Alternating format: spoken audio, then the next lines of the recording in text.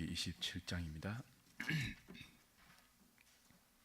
구약성경 190페이지입니다. 27장 1절부터 34절까지 제가 한 절, 여러분이 한 절 교독합니다.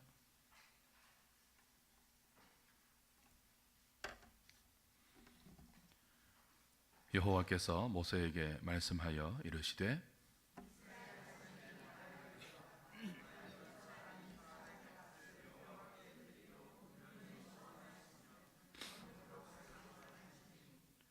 네가 정한 값은 20살로부터 60살까지는 남자면 성소의 세겔로 은 50세겔로 하고 5살로부터 20살까지는 남자면 그 값을 20세겔로 하고 여자면 10세겔로 하며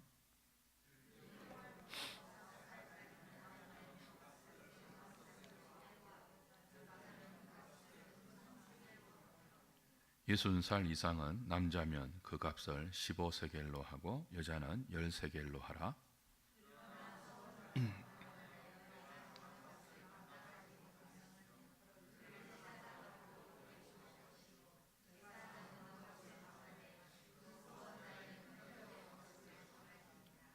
사람이 서원하는 예물로 여호와께 드리는 것이 가축이면 여호와께 드릴 때는 다 거룩하니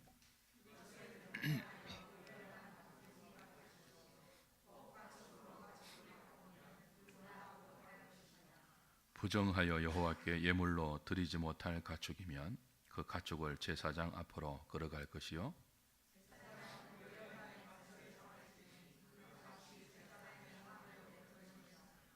만일 그가 그것을 물으려면 네가 정한 값에 그 5분의 1을 더할지니라.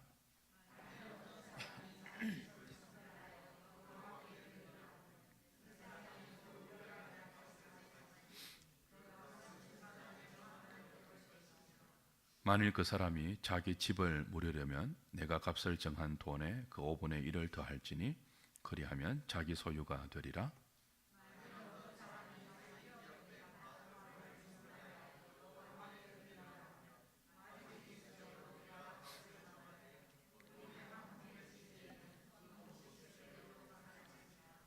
만일 그가 그 밭을 희년부터 성별하여 드렸으면 그 값을 내가 정한 대로 할 것이요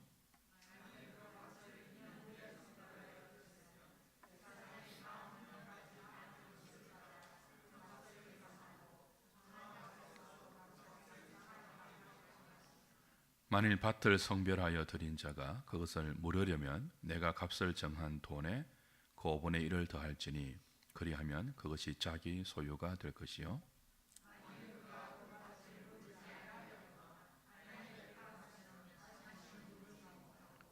희년이 되어서 그 밭이 돌아오게 될 때에는 여호와께 바친 성물이 되어 영령이 드린 땅과 같이 제사장의 기업이 될 것이며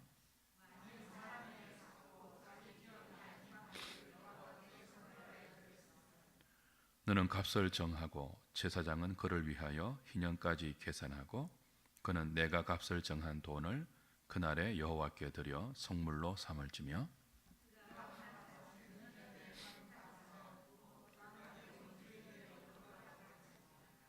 또 내가 정한 모든 값은 성소의 세겔로 하되 20게라를 한 세겔로 할지니라.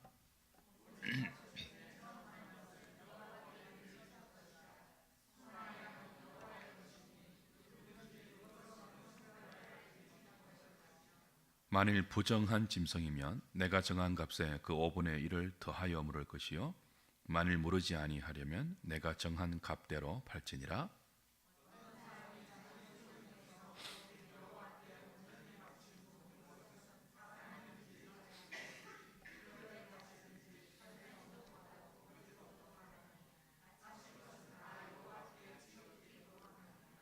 온전히 바쳐진 그 사람은 다시 물으지 못하나니 반드시 죽일지니라.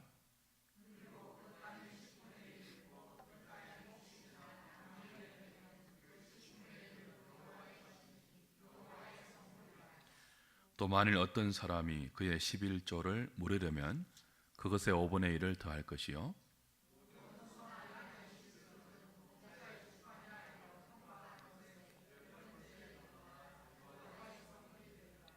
그 그 우열을 가리거나 바꾸거나 하지 말라. 바꾸면 둘 다 거룩하리니 무르지 못하리라. 이것은 여호와께서 시내산에서 이스라엘 자손을 위하여 모세에게 명령하신 계명이니라. 아멘. 레위기 마지막 시간입니다. 레위기가 오늘 보는 27장까지 있는데요. 크게 두 부분으로 나눌 수 있다고 했습니다. 전반부, 후반부 그렇게 나눠지는데요. 1장부터 16장까지가 전반부입니다. 전반부를 구성하는 것은 크게 세 가지 내용입니다. 5대 제사하고 그 5대 제사를 관장하는 레위인, 제사장들의 임직식, 그리고 그 제사에 합당한 정결법, 그렇게 이 세 가지 내용으로 1장부터 16장까지가 구성되어 있습니다. 레위기의 나머지 부분 17장부터 27장까지가 후반부인데요. 어떤 내용인지 기억나십니까? 앞은 5대 제사와 그에 따르는 정결법입니다. 정결법은 깨끗하고 부정한 것을 다루는 것이었지 않습니까? 근데 레위기가 말하는 깨끗 정결한 것, 부정한 것은 위생상의 개념이 아니었죠. 하나님 앞에 제사 드리기에 합당하고 온전한 것은 뭐예요? 정결의 개념으로 다루고, 아무리 위생적으로 깨끗하다 할지라도 하나님 앞에 제물로 혹은 제사하는데 합당하지 않는 것, 온전하지 않는 것, 하나님의 창조 질서에서 벗어나서 하나님께 드리기에 마땅치 않은 것은 더럽다, 부정하다, 그렇게 취급되었습니다. 그래서 하나님 백성들은 하나님 앞에서 자기의 삶을 예배자의 관점으로 정결한 것, 부정한 것을 구별하는 그런 기준을 세워야 돼요. 그게 전반부의 내용이었습니다. 후반부는, 전반부가 정결법이었다면 후반부는 성결법으로 요약할 수 있습니다. 정결, 성결. 성결은 뭐죠? 거룩한 법이에요. 거룩한 법. 그러니까 제사를 통해서 하나님 앞에 합당한, 그렇죠? 정결한 사람이 되었다면 그 정결한 사람이 그의 일상에서 어떻게 자신을 하나님의 뜻대로 구별하여 살아야 하는가, 그걸 성결법, 거룩한 삶의 규례로 정해서 주셨죠. 그게 이제 17장부터 25장까지의 성결법이었습니다. 그리고 지난 2주 동안에 우리가 생각했던 레위기 26장은 뭐였습니까? 그 모든 법, 정결법, 성결법, 그슬로 올라가면 출애굽기 19장, 20장부터 주어졌던 언약의 10계명, 그리고 그 10계명에 수반되는 모든 언약의 법들, 그 모든 여호와의 계명들, 거기에 순종하면 어떤 축복을 줄 것이며 반대로 순종하지 아니하면 어떤 징계와 벌이 경고로 주어지는지를 다룬 언약적 상벌에 대한 규정이 26장이었습니다. 그 사실상 레위기의 결론은 26장이 맞아요. 모든 법, 정결법, 성결법에 관한 순종과 불순종이 어떻게 하나님 앞에서 이러이러한 약속으로 주어지는가. 그러니 제발 불순종하지 말고 뭐 하라는 것이었죠? 순종하라. 언약 백성으로 신실한 삶을 살라. 그렇게 끝이 나는 것이 자연스러워요. 근데 레위기는 26장으로 끝이 안 나고 몇 장으로 끝이 난다고요? 27장으로 끝이 나요. 근데 27장의 내용이 우리가 방금 읽었지만 서원에 관한 것입니다. 그래서 왜 27장이, 사실 26장이 앞에 모든 내용을 총괄하고 있거든요. 결론으로 일단락하고 있거든요. 근데 왜 27장의 서원에 관한 규례가 또 나와야 하는지, 전체의 문맥의 흐름으로 본다면 그렇게 이렇게 딱 맞아떨어지지 않아요. 그래서 학자들도 왜 27장이 여기에서 생뚱맞게 마지막에 나오는지 적절한 설명을 하는 학자들이 그렇게 많지 않습니다. 오늘까지 난제로 남아 있어요. 레위기에 관한 책을 제가 10몇 권 다 뒤졌는데요. 어느 주석, 어느 강의에서, 어느 책에서도 선명하고 분명하게 27장이 왜 서원의 규례로 끝이 나는지 밝혀놓은 책이 하나도 없습니다. 추정할 뿐이죠. 그리고 그 추정하는 논리도 그렇게 선명하지 않습니다. 상당히 어렵죠. 하틀리 같은 학자는 27장이 부록이라고 말하죠. 왜 부록으로 27장이 필요하냐 하면 26장의 마지막이 저주에 관한 내용이지 않습니까? 축복에 관한 내용보다 저주에 관한 내용이 3배나 많거든요. 그래서 한 성경의 마지막이 저주에 관한 것으로 끝이 나면 이거 좀 가혹하다. 그래서 그 저주를 대신할 수 있는 하나님께 하나님 백성들이 약속한 서원에 관한 규례를 보충하여서 부록격으로 덧붙여서 저주로 끝을 맺지 않으려고 한 일종의 편집이다. 그렇게 주장을 하고 많은 사람들이 거기에 동의를 해요. 제가 아무리 봐도 그건 아닌 것 같아요. 왜냐하면 레위기 27장 오늘 마지막 보십시오. 34절에 같이 읽어볼까요? 이렇게 되어 있죠. 시작. 이것은 여호와께서 시내산에서 이스라엘 자손을 위하여 모세에게 명령하신 계명이다. 자, 요거하고 26장 마지막이 같아요. 26장 46절 보세요. 볼까요? 이것은 여호와께서 시내산에서 자기와 이스라엘 자손 사이에 모세를 통하여 세우신 규례와 법도와 율법이니라. 자, 이것은이라고 나오고 26장에 이것은 순종에 따른 축복의 규례와 불순종에 따른 저주의 경고이죠. 26장의 내용을 어디서 주었습니까? 시내산에서 주었어요. 누구를 통하여요? 모세를 통하여 주신 여호와의 율법과 규례와 계명이죠. 27장은 부록이 아닌 것이 똑같아요. 이것은 뭡니까? 소원에 관한 규례이죠. 27장의 이것은, 그렇죠? 근데 이 소원에 관한 규례도 하나님께서 주신 규례인데요. 어디에서 주신 거예요? 시내산에서 주신 거예요. 누구를 통하여서요? 모세에게, 이스라엘 백성에게 주라고 주신 명령이에요. 그러니까 똑같은 장소에서 똑같은 사람을 통하여 똑같은 대상을 향하여 주신 똑같은 여호와의 율법이고 규례이고 계명이니까 적어도 뭐는 아니에요? 부록은 아니에요. 그죠? 그래서 하틀리 같은 학자들의 주장이 동의할 수 없다는 거죠. 그럼 무엇입니까? 27장에 나오는 소원의 규례는 적어도 지금까지 우리가 레위기에서 살펴본 정결법, 성결법, 그리고 하나님 백성들의 정결한 삶, 성결한 삶의 연장선에서 이해하는 것이 적절합니다. 서원이 뭡니까? 서원. 서원은 하나님께 우리가 약속을 하는 거죠. 하나님 백성들이 하나님께 약속을 하는 거예요. 이렇게 하겠습니다.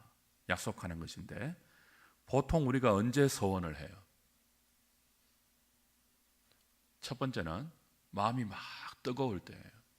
은혜를 받아서 마음이 막 뜨거울 때, 하나님 주신 은혜가 너무 크고 감사해서 그 은혜 받은 내가 너무 기쁘고 감격스럽고 마음이 뜨거워져서 하나님, 나 자신을 드리겠습니다.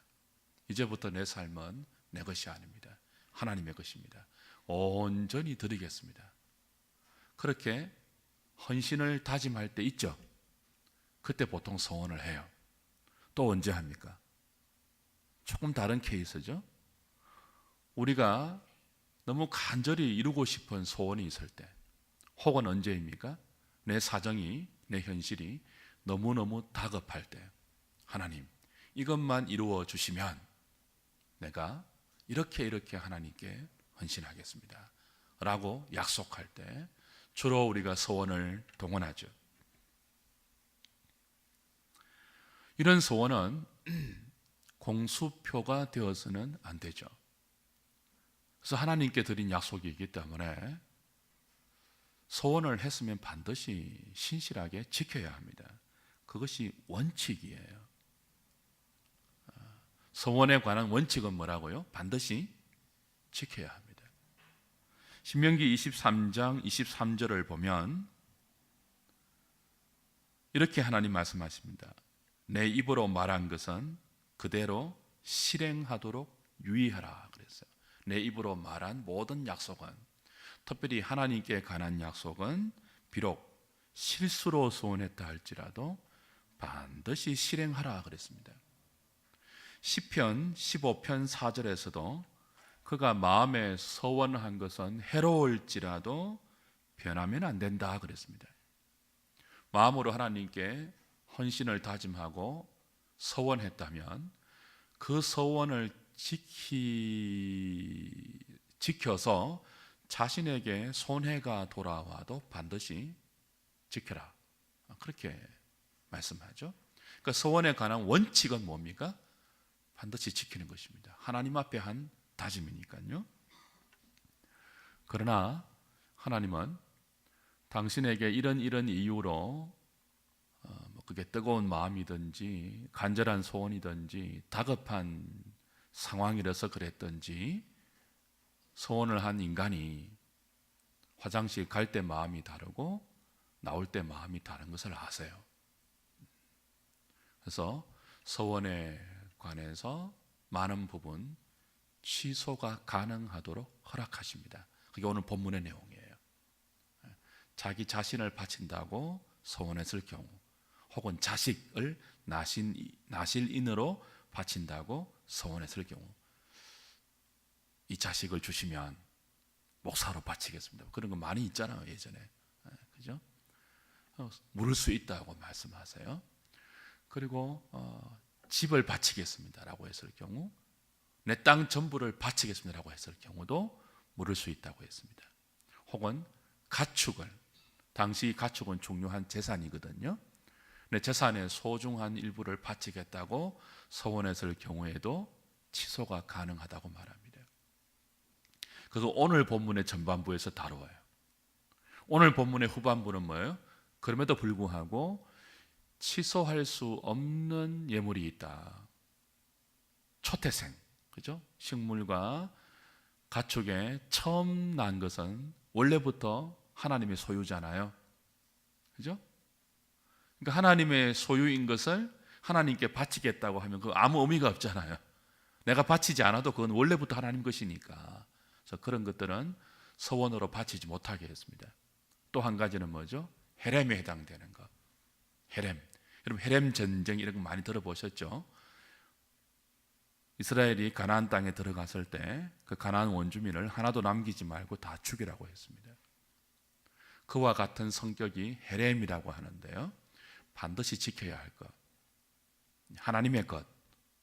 그 헤렘에 해당되는 많은 그 경우를 본문에서 다루면서 이런 것들은 서원으로 드릴 수 없다. 혹은 물을 수 없다. 그렇게 말해요. 그리고 마지막에 11조에 대한 규례를 언급하시므로 오늘 이렇게 본문이 마무리됩니다. 크게 서원했지만 물을 수 있는 경우를 다루고 서원했어도 안 되는 것, 또 물을 수 없는 것, 이 두 가지를 다루므로 레위기 27장이 끝이 나는데요. 특별히 방점은요, 서원의 취소에 있습니다.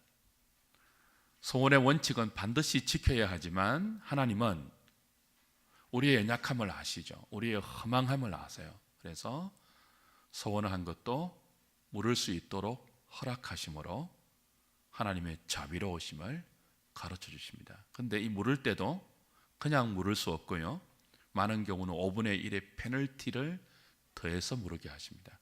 사람을 물을 때, 사람에 관한 소원을 물을 때, 자기 자신을 드리겠다고 했을 때, 혹은 자기 자식을 성전에 고르반이라고 우리가 부르죠, 예물로 나실인으로 바쳤다고 했을 경우 그것을 이행하지 못할 경우가 생기거든요. 그게 뭐 마음이 바뀌었다든지 혹은 뭐 다른 여러 가지 이유로 사람에 관한 소원을 실행하지 못할 경우 은 50세겔 혹은 은 30세겔 혹은 그 사람의 연령에 따라서 다양한 금액으로 대신 물을 수 있게 하셨습니다. 너무 가난해서 본문이 정해놓은 그 은 50, 은 30 혹은 그 연령대로의 그 금액을 물으지 못하는 경우는 제사장에게 가서 자기 사정을 다 가감없이 말하고 제사장은 그 사람의 형편을 잘 살펴서 물을 수 있도록 배려하는 것이 본문에 나와 있죠. 8절까지의 내용이에요. 그리고 그 짐승의 경우 더 안 좋은 짐승으로 하나님께 드리는 것은 불가했습니다. 그럴 경우는 둘 다 하나님의 것이 되도록 해서 가축 두 종류를 다 드리게 했고요. 밭이나 집을 드리겠다고 소원했지만 나중에 아까운 마음이 들어서 물으려고 할 때는, 혹은 다른 이유로, 혹은 마음이 썩어져서, 혹은 마음이 강팍해져서 취소하려고 할 때는 페널티를 물리도록 했습니다. 5분의 1을 더해서 취소 가능하도록 했습니다. 그렇죠? 그리고 후반부는 뭐라고요? 서원의 대상으로 삼아서는 안 되는 것들을 열거하시고 또 11조를 다루고 계시죠. 이 전부가 무엇을 말하는가 하면 그 서원의 신실성, 우리가 한 약속, 사람에게든 하나님에게든 말과 행동으로 무엇인가를 맹세하고 다짐했다면 원칙은 반드시 지켜야 한다는 것입니다. 불가피한 경우 5분의 1의 페널티를 물리게 하고, 사람의 경우는 노예에 해당, 당시 노예에 해당되는 값, 은 50세겔, 은 30세겔, 기타 연령별로 정해서 이 사람에 관한 서원을 취소할 때는 적어도 내가 노예가 될 만한, 혹은 노예 취급당한다는 어떤 그런 의식을 가지고 이 소원을 무르게 하셔서 함부로 소원하지 못하도록 하셨습니다. 재산에 관한 것은 5분의 1을 더하도록 해서, 그렇죠? 마음이 뜨겁다고, 간절하다고, 상황이 다급하다고 하나님 앞에 이것만 해주시면 내가 이렇게 하겠습니다라고 함부로 자신의 감정과 자신의 마음을 믿지 못하게 했어요. 자기 마음을, 레위기 27장 마지막은요, 하나님의 언약 백성의 마음이 얼마나 간사하고 얼마나 변덕스럽고 얼마나 믿을 만한 대상이 못 된다는 것을 못쓸 박음으로 끝을 맺습니다. 대조입니다. 무엇을 대조하는 거죠? 이런 우리와 언약을 맺어주신 하나님의 신실하심이에요. 레위기 27장이 부록이 아니죠.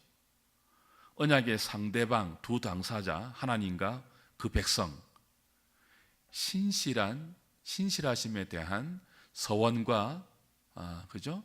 서원을 실행하시는 하나님과 그것을 취소하고 물러야 하는 인간의 연약함을 대조함으로 끝을 내는 거예요. 레위기 26장이 그런 면에서는 하나님의 서원입니다.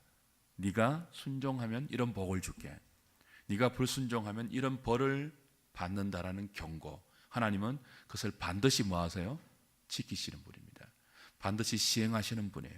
약속하시면 지키시는 신실하신 분이에요. 그러나 그 하나님의 은혜로 언약 백성으로 부름받은 이스라엘 백성은 어떤 존재라고요? 가장 뜨거울 때, 가장 은혜를 많이 받아서 영적 상태가 가장 높을 때 하나님께 드렸던 약속마저도 돌아서면 취소할 수 있는, 돌아서면 이행하지 못하는, 돌아서면 마음이 바뀌는 완악하고 패역하고 부패하고 어리석고 믿을 수 없는 존재라는 거예요.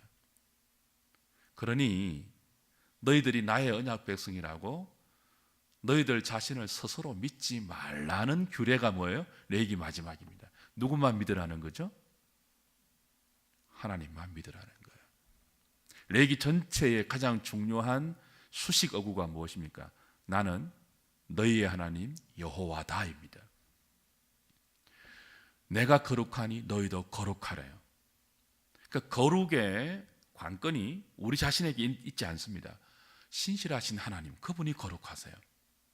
그러니까 하나님 백성이 의지해야 될 대상은 자기 자신이 아니고 언제나 하나님이십니다. 여호와 하나님이십니다. 그분의 신실하심이에요. 그리고 신실하지 못한 우리를 불쌍히 여겨 주셔서 우리의 서원의 취소를 가능토록 배려하시는 자비로우신 그분만이 우리의 소망입니다.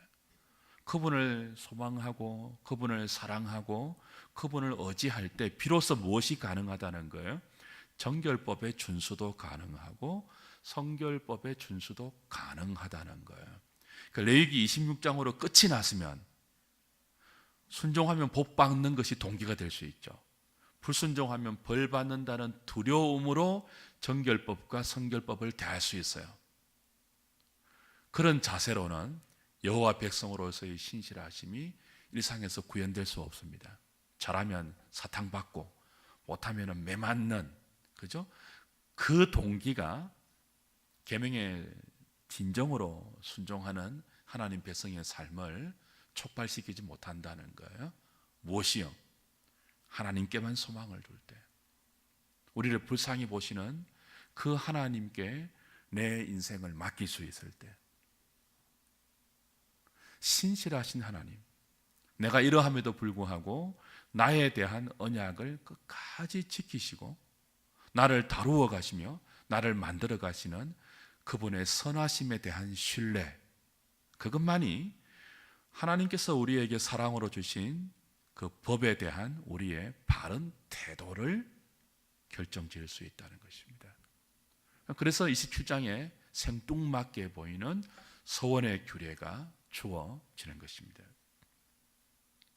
고던 웨남이라는 학자가 27장을 이런 구조로 봐요. 여기 저도 동의하는데요. 아까 말씀드린 것처럼 앞에 있는 26장이 하나님의 소원이라는 거예요. 그렇다면 27장은 뭐라는 거죠?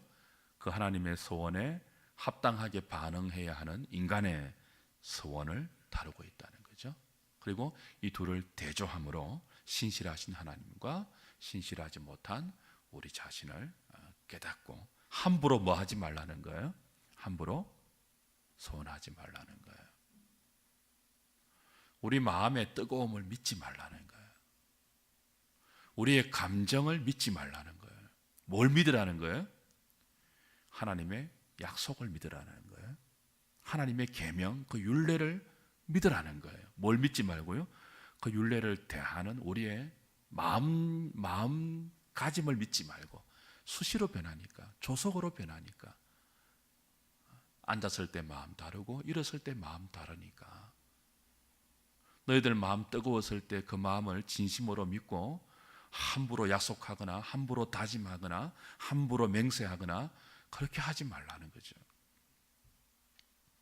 그리고 소원했다면 원칙적으로 지키려고 정말 노력하라는 것입니다. 그리스도인의 신실함을 그렇게 드러내라는 거예요. 왜냐하면 우리가 믿고 사랑하고 따르는 하나님이 신실하신 분이기 때문에 그분을 따라가는 그의 백성들도 말 함부로 하지 말고 약속 함부로 하지 말아서 그걸 지키지 못하는 그런 신실하지 못한 모습을 너무 쉽게 노출시키지 말고, 약속을 했다면, 소원을 했다면 반드시 지키려고 노력하고 정 지키지 못할 때는 페널티를 물어서 이 함부로 하면 안 되겠구나 하는 것들을 새겨주시는 거예요. 우리가 그렇지 않습니까? 은혜를 많이 받으면요, 우리 집 다 바치고 싶어요. 우리 어머님이 그러셨거든요. 30몇 년 일하셨던 공직생활 퇴직금을 싹 다 바쳐버렸어요. 지금 몇 억 될 것 아닙니까? 우리하고 언언도 없이 법정 상속자가 전대. 저한테 물어보지도 않고 다 바쳐버렸어요. 그냥 되게 서운하더라고요. 제가 그 예배 시간에 그 광고를 듣고 펑펑 울었습니다. 은혜 받아서 울은 것이 아니고 억울해서 울었습니다. 억울해서. 어머니는 그랬었대요. 당장 안 바치면 마음 바뀔까 싶어서 바쳤다고. 근데 그거 다 바쳐봐서 우리가 얼마나 힘들었는지 몰라요. 그러니까 그렇게 하지 말라는 거예요. 그 뜨거운 마음의 진심을 꼭 돈으로 표현 안 해도 하나님 받으시니까. 그렇게 해서 나중에 수많은 사람 고생시키거나 마음에 후회하는 그런 거 하지 말고 하나님의 신실하신 밑에서 그냥 신실하게 작은 일에 충성하고 순종하는 그런 삶을 살라는 거예요. 소원 함부로 하시면 안 됩니다. 하나님 이 아들 주시면 목사로 만들겠습니다. 그렇게 해서 목사 된 사람이 얼마나 수많은 사람 고통하는지 몰라요. 아들 안 바치셔도 돼요. 지금 여러분의 마음을 가감없이 들이대 조건을 달지 마세요. 지금 그 말씀에 순종하는 삶을 드리면 돼요.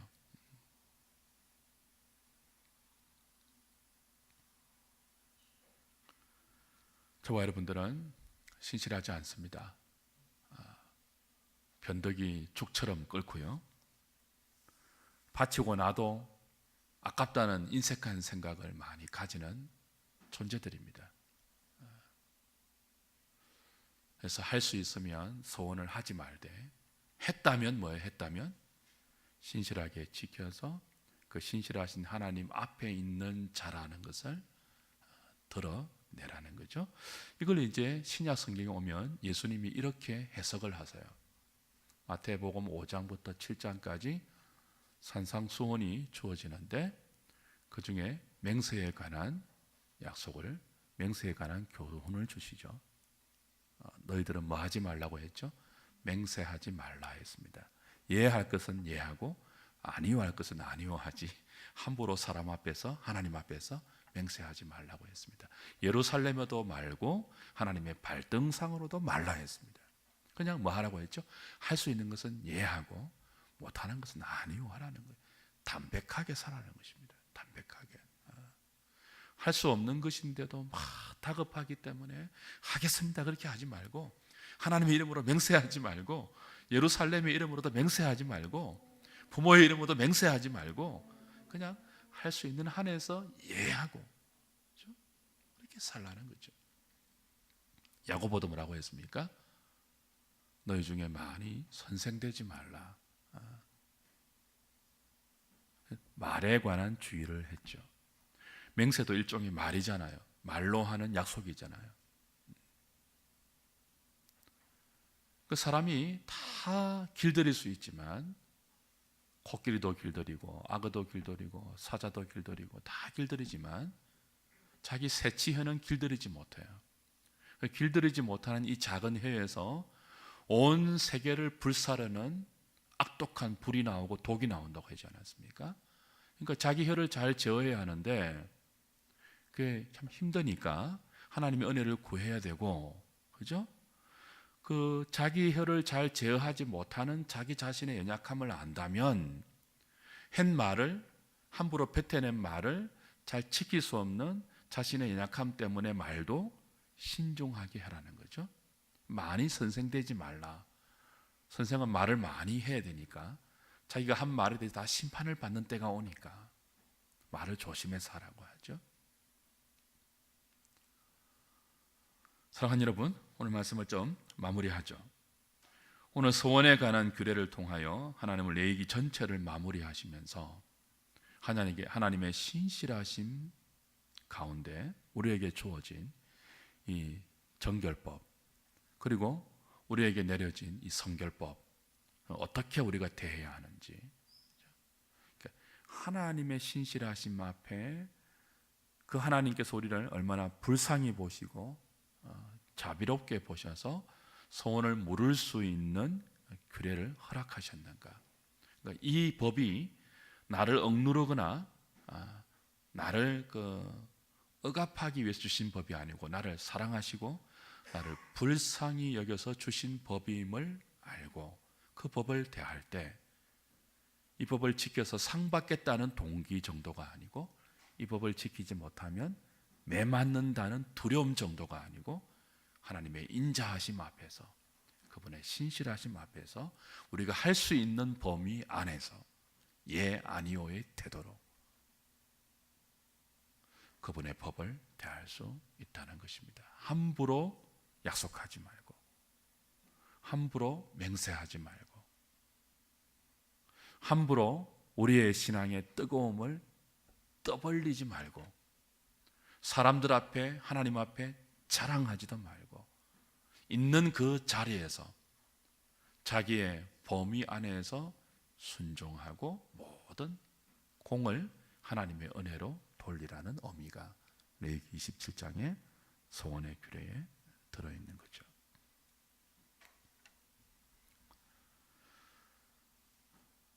우리의 입술을 주관해 달라고 레위기를 마치면서 하나님께 기도하면 좋겠습니다. 그리고 우리 말로 뱉어낸 것이 있다면 지키려는 노력을 해야 되고요.